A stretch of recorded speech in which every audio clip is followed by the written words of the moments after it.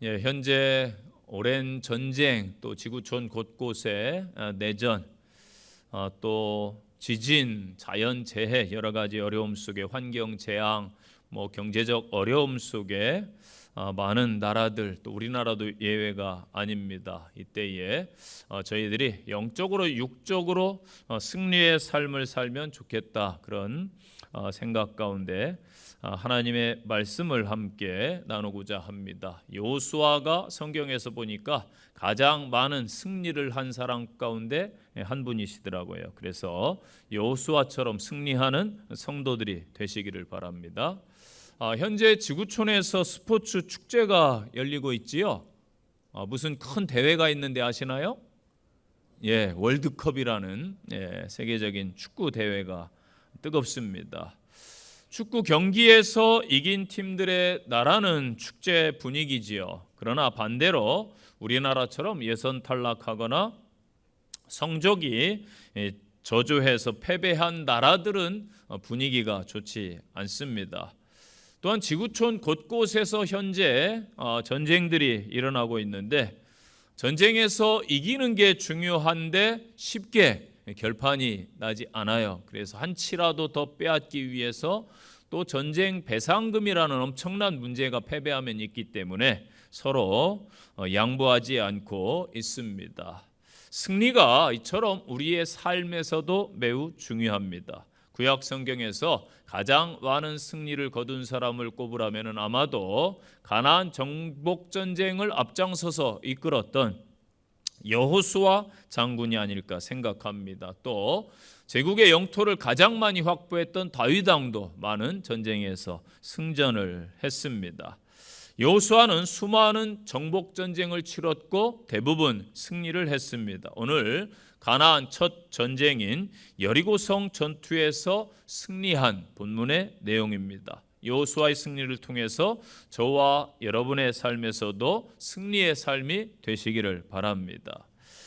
여리고성은 이스라엘 앞에 버티고 있는 그러한 성이 아닙니다. 오늘 우리의 앞길을 막는 여러 문제들입니다. 하나님의 약속된 복을 누리기 위해서 우리는 이 여리고와 싸워서 이겨야 합니다. 이것은 내 안의 욕심 혹은 우상이 될 수도 있고, 교만함과 또 형식화된 화석화된 바리새인적인 신앙이 될 수도 있습니다. 외적으로는 오늘날 교회를 대적하는 세상 문화와 또 마귀의 세력이기도 합니다. 나를 막고 있는 이 거대한 성을 정복하지 못하면 우리는 하나님의 약속된 복을 누릴 수가 없어요. 가나안을 향하여 가는 우리 앞에 놓인 이 여리고와 싸워서 이겨서 승리하는 성도들이 되시기를 바랍니다. 이 자연계에서 가장 협동을 잘하는 생물이 있는데 꿀벌입니다. 벌은 꿀을 발견하면 결코 혼자 독차지하지 않고 동료들에게 신호를 보냅니다. 함께 협력하기 때문에 혼자 채취할 때보다 많은 꿀을 저장할 수 있고, 또 그 결과 먹을 걱정 없이 혹독한 겨울을 잘 보낼 수 있다고 알려져 있습니다. 또 벌의 천적인 말벌이 침입을 해도 힘을 합쳐서 막아내는데 목숨이 위험해질지라도 결코 도망가는 법이 없다고 합니다. 목숨을 아까워하지 않고 막아내는 그 희생정신 때문에 벌 중에 가장 약한 꿀벌이 침입자들에게 벌집을 빼앗기지 않는다고 합니다. 승리하려면 이처럼 협력하고 연합을 해야 되는 것이지요. 오늘 가나안 첫 전투, 이스라엘이 승리한 원인은 여호수아와 또 지도층 그리고 모든 백성들이 한마음 한뜻으로 여호수아와 함께하였기 때문입니다. 우리들도 서로 돕고 협력함으로 영적 전쟁에서 승리하시고 아울러 삶에서도 하나님의 은혜로 승리하시기를 축복합니다. 그러면은 오늘 본문에서 여호수아의 승리는 어떠한 승리였는가, 이것을 함께 나누길 원합니다. 첫째는 하나님의 말씀이 주어졌기에 승리했다라는 것입니다. 2절 보십시오. 여호와께서 여호수아에게 이르시되 보라, 내가 여리고와 그 왕과 용사들을 내 손에 넘겨 주었노니. 아멘. 싸움하기 전이에요. 아직 전쟁을 시작 안 했어요. 그런데 하나님의 말씀이 여호수아 장군에게 임했습니다. 주어졌어요. 보라, 내가 여리고 성과 그 왕과 군사들을 내 손에 다 넘겨 주었다. 아멘. 믿음의 선진들은 항상 하나님의 말씀을 받았습니다. 이 약속, 언약 말씀이 있으면 우리는 승리합니다. 현재 하나님께서 여러분에게 어떠한 말씀을 주십니까? 말씀은 보이는 하나님입니다. 말씀이 육신이 되어 우리 가운데 거하셨어요. 그게 바로 독생자의 영광의 충만인 줄로 믿습니다. 하나님의 약속의 말씀이 이 땅에 보여지게 임하셨는데 성육신하신 예수 그리스도를 통해서지요. 그래서 말씀이 보이는 하나님입니다. 흔히 사람들이 말하죠. 내가 보이면 믿겠습니다. 그런데 인간은요, 보이지 않는데도 믿는 것이 많이 있습니다. 예를 들면은 바람이 지금 느껴지시나요? 에어컨 바람 느껴져요? 예. 보입니까? 안 보입니까? 바람은 안 보이는데 느낄 수가 있어요. 여러분 좀 더 추상적으로 그러면은 사랑이 보이나요? 그런데 사랑하면 서로 알지요? 사랑이 안 보이면 여러분 문제예요. 특히 신혼부부들은 더 잘 보여야 됩니다. 그래서 사랑이 보이지 않는데 느낄 수가 있어요. 아, 저분이 나를 사랑하는구나. 저 사람이, 부모님이 나를 사랑하는구나. 깨달을 수가 있지요. 그래서 존재한다라고 안 보이는데 믿습니다. 그런데 왜 하나님이 보여야 믿는다고 하고 있습니까? 보지 않고 믿는 믿음을 하나님이 기뻐 여기시는 줄로 믿으시기를 바랍니다. 하나님이 이 아침에 저와 여러분에게 말씀하십니다. 너희가 믿으면은 나의 놀라운 역사, 나의 놀라운 은혜를 경험하게 될 것이다. 믿습니까? 하나님의 말씀은 그래서 창조의 역사입니다. 하나님의 말씀은 생명 자체입니다. 하나님의 말씀은 마귀의 세력을 이기는 권세입니다. 하나님의 말씀은 회복시키시고 치유하는 역사입니다. 하나님의 말씀은 저와 여러분을 변화시킵니다. 그래서 하나님의 말씀으로 승리하는 줄로 믿으시기를 바랍니다. 오늘 하나님의 임재를 상징하는 언약궤를 앞세우고 나가라고 그래요.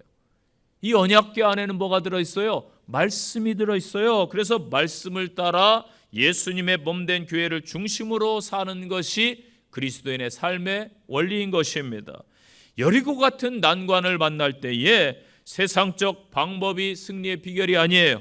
우리 마음 중심에 그 주님을 모시고 말씀에 순종할 때에 승리할 줄로 믿습니다. 창세기 28장에 보면은 이런 말씀이 나와요. 내가 너와 함께 있어 내가 어디로 가든지 너를 지키며 너를 이끌어 이 땅으로 돌아오게 할지라. 내가 네게 허락한 것을 다 이루기까지 내가 너를 떠나지 아니하리라. 아멘. 우리의 신앙의 믿음의 선배인 야곱에게 하나님이 주신 말씀이에요. 이때 상황은 이래요. 야곱이 아버지의 집을 떠날 수밖에 없는 상황이 되었어요. 왜? 장자권을 탐해가지고 에서 형을 속였기 때문에 에서가 화가 너무 많이 나서 동생을 죽이려고 했기 때문에 엄마가 피신시키는 거예요. 내 외갓집에 가서 있다가 와라.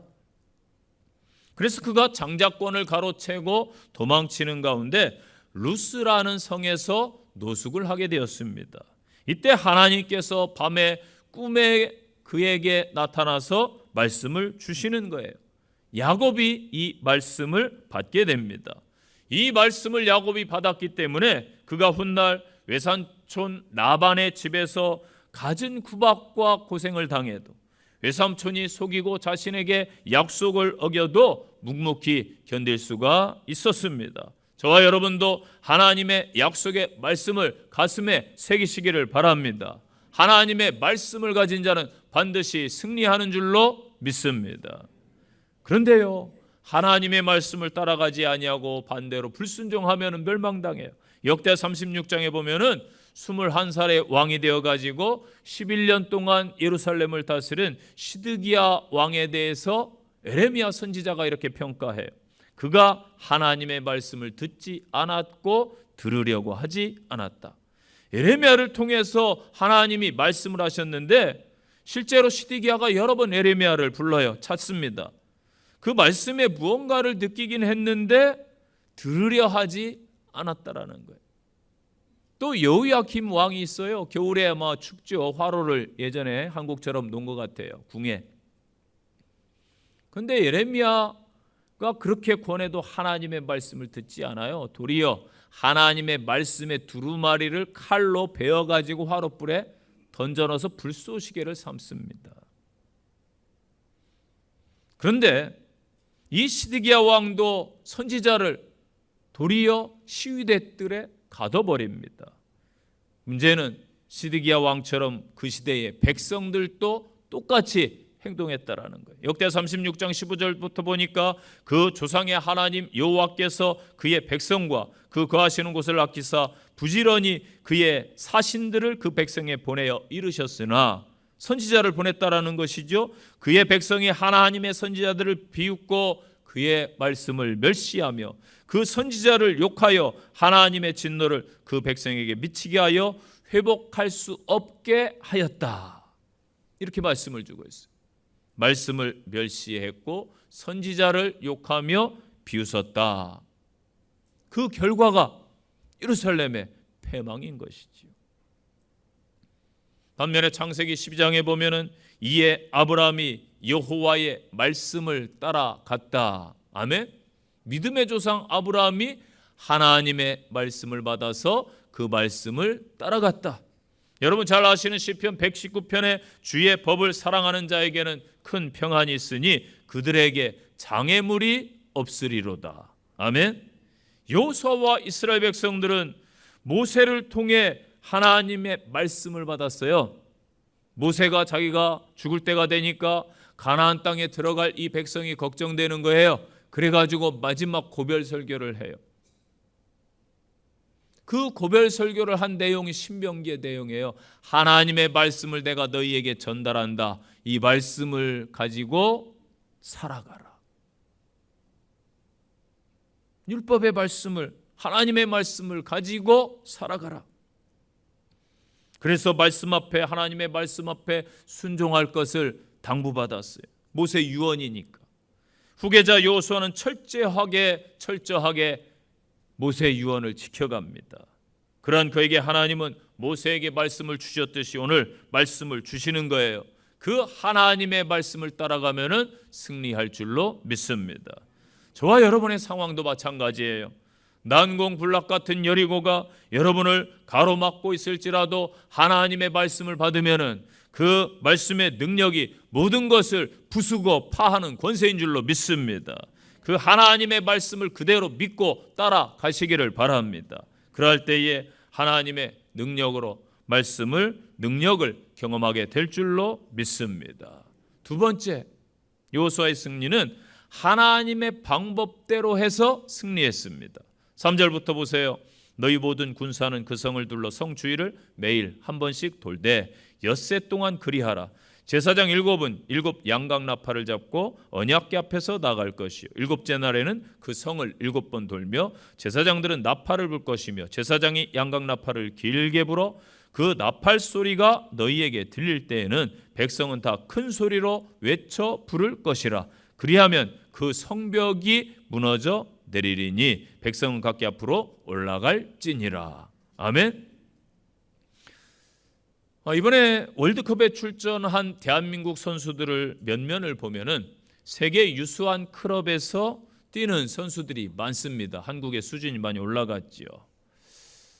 연봉이 높은 선수들 클럽에서 괜히 쓰겠어요? 실력이 있으니까 대우하고 쓰는 선수들이에요.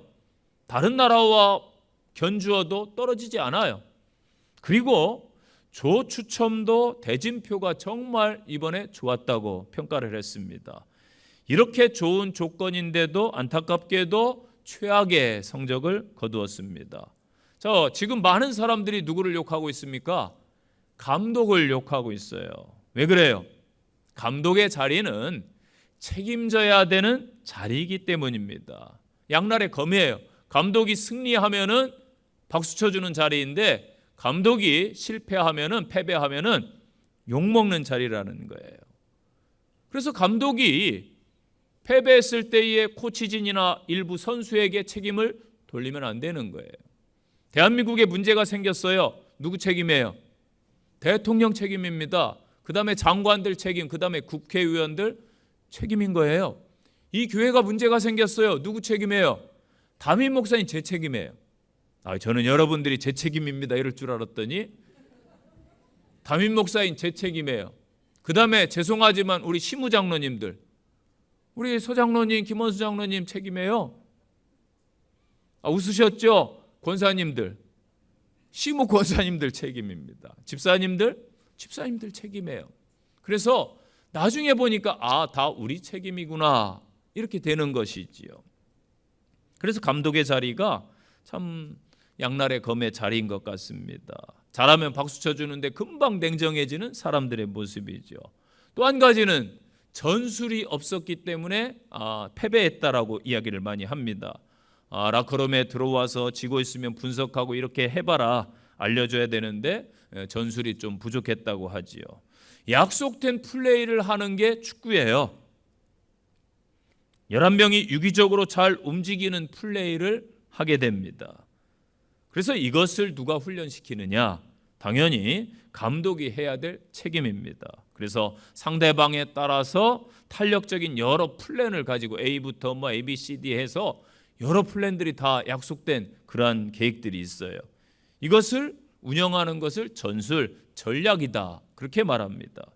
특히 전쟁에서는요, 이 전술이 승패를 좌우합니다.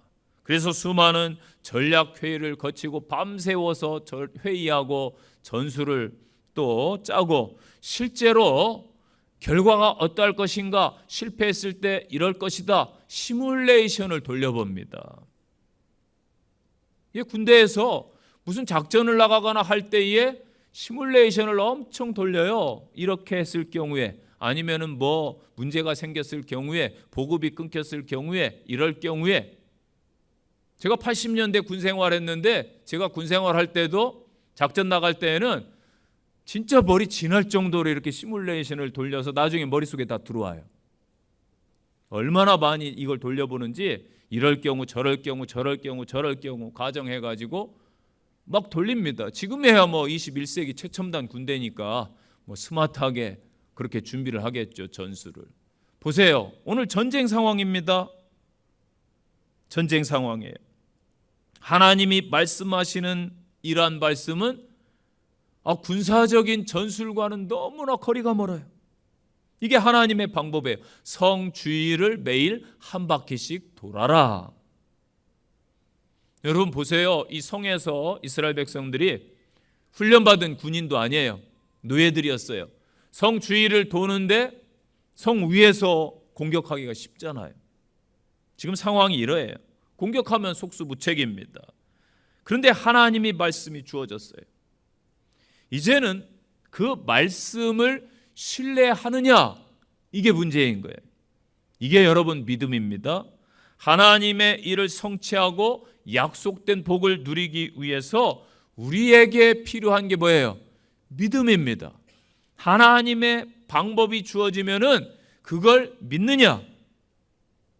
그러나 우리의 믿음은요, 현실이라는 장애물을 만나면은 작동하지 않을 때가 너무나 많아요. 그로 인해서 우리는 종종 하나님께서 인도하시는 길로 나가지 못하고 주저앉을 때도 많습니다. 여러분, 우리의 믿음을 방해하는 게 있어요. 그게 뭐예요? 나의 경험입니다. 사람들은 경험을 가치 있게 생각해요. 경험만큼 좋은 게 어디 있어요? 맞아요. 그러나 세상의 모든 일이 언제나 정답이 똑같지는 않습니다. 내 경험과 내 경험이 다를 수 있다는 것입니다. 과거의 경험이 현재에 맞다고 할 수도 없는 것입니다. 이 세상은 늘 가변적이기 때문이지요. 흔히 어른들이 사용하는 말이 있어요. 세상 참 많이 변했네. 그렇죠. 예전 시대에 비해서 너무나 많이 변화무쌍합니다. 그런데요, 이 시대를 인정하고 따라가는 것도 지혜로운 사람입니다. 열왕기하 11장에 보면은 아달랴의 폭정 속에서 하나님은 약속하신 다윗 왕조를 세우기 위해서 어린 요아스를 숨겨요. 그래서 아달랴를 패하고 하나님께서 요아스를 왕위에 세웁니다. 이 과정에 누가 있었냐면 제사장 여호야다가 있었어요. 여호야다는요, 요아스를 철저히 성전에서 키워요. 성전의 거룩함과 예배의 신실함으로 키웠습니다. 우리도 제사장 여호야다처럼 세상 방법이 아니라, 세상 교육이 아니라 하나님의 거룩하심과 하나님의 신실한 예배로 세상을 넉넉히 이기고 승리해야 될 줄로 믿습니다. 하나님의 방법은 세상 전술이 아니에요. 그대로 말씀대로 행하는 가입니다. 그리고 하나님이 특별히 지시하신 것이 있어요. 백성들에게, 여호수아에게 지시하신 것이 있는데 아무 소리도 내지 말아라. 침묵이 여러분 생각보다 어렵습니다. 그래서 침묵이 금이 될 수가 있는 거예요. 몇 명만 모여도 카페 가보셨나요? 왁작지글 시끄럽습니다. 또 회의 해보셨나요? 자기 소리를 내기를 원하는 분들이 꼭 있죠. 안 하면은 뭐 큰 체할 것 같은. 그래서 자기 소리를 꼭 내요. 그런데 수백만 명이 모였는데 침묵하라? 이게 여러분 가능한 일이에요? 이게 하나님의 방법입니다. 왜 그랬을까요? 이스라엘 백성들은 지금까지 광야 생활을 하면서 수많은 소리를 냈어요. 지도자 모세에게 맨날 돌을 던지려 하고 말로 상처 주고 심지어 하나님께 볼멘소리, 원망, 불평에 그러한 말을 매일 쏟아냈습니다. 여러분, 하나님의 역사를 경험하려면은 인간의 소리가 작아져야 돼요. 우리 공동체도요, 하나님의 역사를 경험하려면은 사람의 소리가 작아져야 됩니다. 내 소리가 크면 안 되는 거예요. 하나님의 방법이 통할까라고 우리는 생각하시지만 하나님은 언제나 우리보다 앞서가시고 우리보다 위대한 분이심을 믿으시기를 바랍니다. 여러분의 일상은 어떻습니까? 내 실력과 경험으로 충분하다고 믿으며 하나님께 묻지 않고 살고 계시진 않나요? 여호수아처럼 하나님이 계셔야 내가 있는 거예요. 하나님의 방법이 우선이요, 하나님의 방법이 승리입니다. 이스라엘 백성들이 이성적으로는 이해할 수 없는 행동으로 성을 돌고 있지만은 그들이 믿음으로 나아갈 때 하나님은 가나안 적군의 간담을 서늘하게 하셔서 감히 건들게 하지 못했습니다.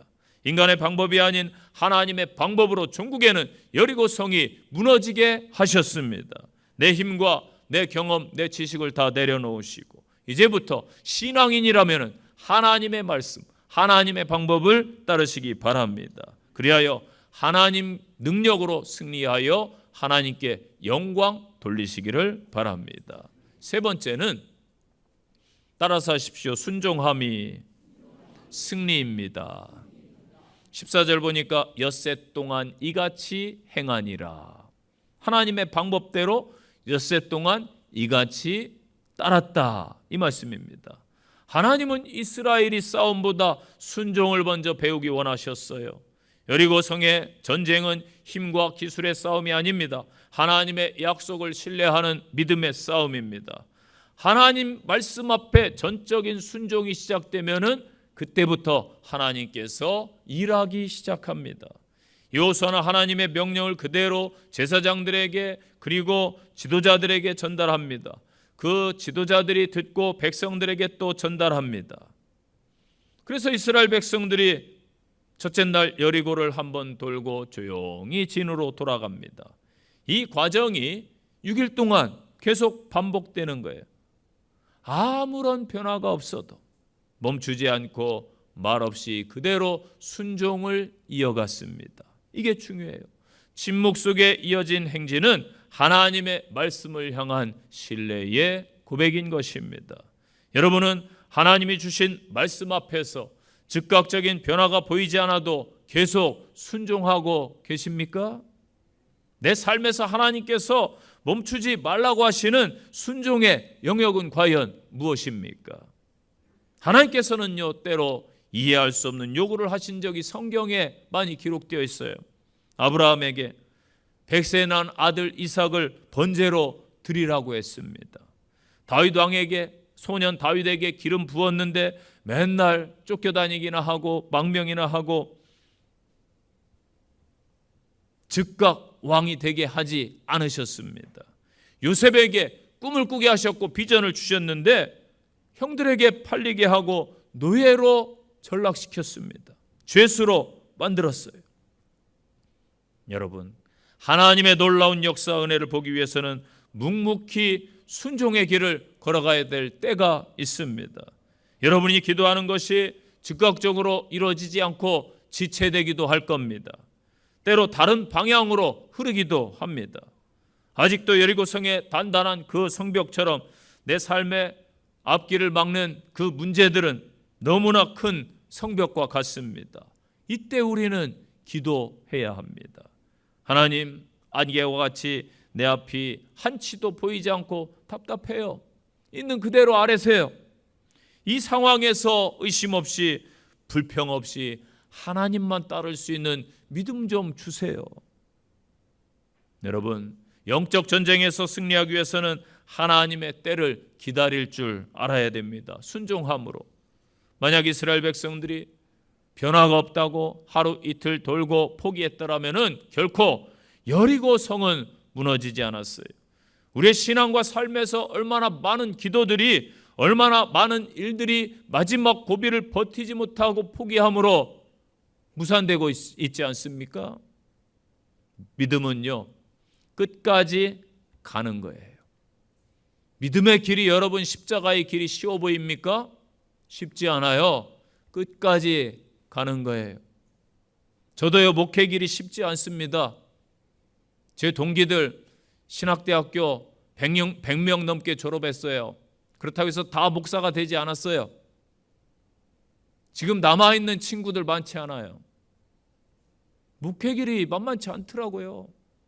인생 길이 만만합니까? 신앙의 길이 만만합니까? 버티지 못하고 포기하면은 안 되는 거예요. 믿음은 끝까지 주님의 길을 따르고 순종하는 길인 줄로 믿습니다. 진짜 순종은요, 응답될 때까지 하는 거예요. 그때 비로소 완전한 승리를 하나님이 허락하시는 거예요. 범사에 순종하심으로 하나님을 기쁘게 하는 성도가 되고 늘 승리하시기를 축원드립니다. 마지막으로 선포가 승리입니다. 먼저 6절 보니까 언약궤를 메고 가요. 또 16절에 여호수아가 선포해요. 여호와께서 너희에게 이 성을 주셨느니라. 아멘. 하나님의 임재의 상징인 언약궤를 제사장들이 메고 나갑니다. 사람들이 볼 때는 우습지요. 그러나 하나님께서 앞장서 주신다, 이 선포예요. 우리 인생에서 늘 하나님을 의지하고 하나님을 앞장 세우고 나가면 승리할 줄로 믿습니다. 언약궤는 난공불락의 여리고성을 점령하는 데 있어서 절대적으로 하나님을 의지하라는 말씀입니다. 더 근본적인 얘기를 해볼까요? 우리 인생에서 하나님이 계시지 않다면 어떻게 하겠습니까? 여러분의 삶에 예수 그리스도가 없다면 도대체 어떻게 살 것입니까? 우리에게는 감사하게도 예수 이름의 권세가 있습니다. 이제부터는 예수님의 이름으로 선포하세요. 하나님의 말씀으로 선포하십시오. 우리의 삶에서 자꾸 믿음을 선포하면 승리가 찾아올 줄로 믿습니다. 절망에 대해서, 저주에 대해서, 원망거리에 대해서, 낙심과 낙담에 대해서, 안 된다는 그러한 생각들에 대해서 믿음의 선포를 하시기를 바랍니다. 사도행전 3장에 보면은 베드로의 선포가 나와요. 성전 비문에서 앉아서 날때부터 앉은뱅이가 되어서 구걸하는 거지가 있습니다. 마침 베드로와 요한을 보니까 구걸을 했어요. 돈을 좀 주세요. 그때 베드로가 말합니다. 은과 금은 내게 없거니와 예수 그리스도의 이름으로 선포하노니 일어나 걸으라. 아멘. 베드로의 이 선포에 안전뱅이가 반응하는 거예요. 믿음은 반응입니다. 그는 베드로의 선포대로 일어나 걸은 줄로 믿습니다. 웨렌 위에즈비가 이런 말을 했어요. 믿음이란 단지 바라보는 것에 멈추지 않고 그 바라봄의 실체를 이루는 것이다. 믿고 말하고 움직이는 것이다. 믿음은 바라봄에서 시작해서 선포로 이어져요. 나의 시선은 지금 어디를 향하고 있습니까? 현재의 문제, 여리고만 바라볼 것이 아니라 하나님의 말씀에 시선을 맞추십시오. 그 말씀을 믿고 여러분의 입술로 직접 선포하시기를 바랍니다. 10절 보세요. 내가 너희에게 명령하여 외치라 하는 날에 외칠지니라. 아멘. 20절 이에 백성은 외치고 제사장은 나팔을 불매 나팔 소리를 들을 때에 크게 소리질러 외치니 성벽이 무너져 내린지라. 아멘. 예수님의 이름으로 여러분을 가로막는 모든 문제에 대해서 외치시기를 바랍니다. 백성이 외칠 때 여리고 성벽이 무너져 내린 줄로 믿습니다. 우리도 외쳐야 합니다. 예수님의 그 이름의 능력을 믿고 외치기 바랍니다. 우리가 외칠 때 주님이 듣고 역사하세요. 우리가 외칠 때에 하나님이 일하기 시작하십니다. 생각해 보세요. 이스라엘 백성이 200만 명 가까이 되는 사람들이 일제히 외치는 그 함성, 천지가 아마 진동할 것 같아요. 야구장 주변이나 축구장 주변에 사는 사람들은 어떤 땐 조금 시끄럽다고 그래요. 예, 야구장에 막 몇만 명이 들어가죠. 그러면은 홈런 칠 때 막 함성을 지르면은 응원하는 소리, 특히 한국 사람들 응원 문화가 있지 않습니까? 시끄러울 것 같아요. 몇만 명 모여도 막 천지가 흔들릴 것 같습니다. 그런데 200만 명이 믿음으로 외치면은 하늘이 감동할 줄로 믿습니다. 그 믿음의 그 선포, 믿음의 외침이 그 모든 것을 돌파하는 줄로 믿습니다. 여러분이 아무리 많은 설교를 들으셔도 선포하지 않으면 아무 소용이 없어요. 그러므로 말씀을 듣는 것으로 만족하지 말고 여러분의 입술로 끊임없이 선포하고 되새겨야 생명이 되는 거예요. 여러분의 입으로 시인하고 고백함으로 성경에 소망하는 말씀들이 여러분의 것이 되시기를 축복합니다. 나는 하나님이 창조하신 세상에서 유일하고 특별한 존재다. 나는 하나님 보시기에 존귀한 성도요 보배로운 사람입니다. 나는 마귀에게 패배하지 않습니다.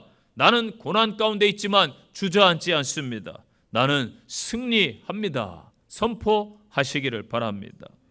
우리 예수님께서 죽은 지 나흘 된 나사로의 무덤 앞에서 선포합니다. 베다니에서 소식이 왔어요. 마리아 마르다가 편지를 전해줬습니다.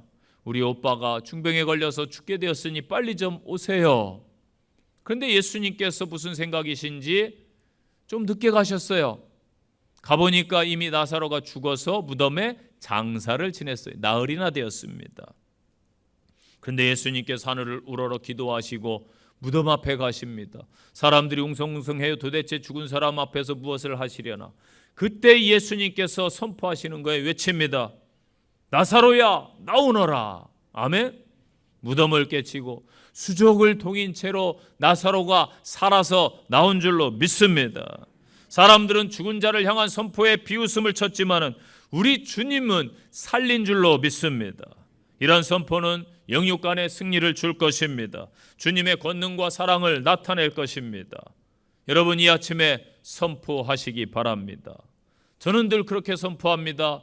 여호와는 나의 목자시니 내게 부족함이 없습니다. 다윗의 고백이지요. 내 삶의 저주는 예수 안에서 다 해결받았습니다. 주의 오른편에는 영원한 즐거움이 있습니다. 내게 능력 주시는 자 안에서 내가 모든 것을 할 수 있습니다. 전능하신 창조자 하나님이 내 아버지 되십니다. 나는 하나님 보시기에 존귀한 자요 보배로운 사람입니다. 나는 오늘도 천국 소망을 가지고 살아갑니다. 나는 하나님의 함께 하심으로 언제나 승리하는 성도입니다. 아멘. 여러분도 이러한 선포로 승리하시기를 축복합니다. 적용의 말씀입니다. 첫째, 하나님의 말씀을 날마다 나는 받고 있습니까? 매일 말씀을 묵상하는 습관을 가지시기를 바랍니다. 두 번째 적용입니다. 나는 내 지식과 경험을 의지하고 있나요? 아니면 하나님의 방법을 따르고 있나요? 하나님만 전적으로 따라가기 위해서 내가 해야 될 일을 하나님 알려주세요. 한 주간 하나님 앞에 서시고 내가 해야 될 일이 무엇인지 또 목장 모임 시간에 나누시기를 바랍니다. 세 번째 적용입니다. 내가 이해할 수 없을 때라도 순종하여 하나님의 역사를 꼭 경험하시기를 바랍니다. 마지막 적용입니다. 이 한 주 예수님의 이름으로 내 삶과 환경과 문제에 대해서 선포하시기를 바랍니다.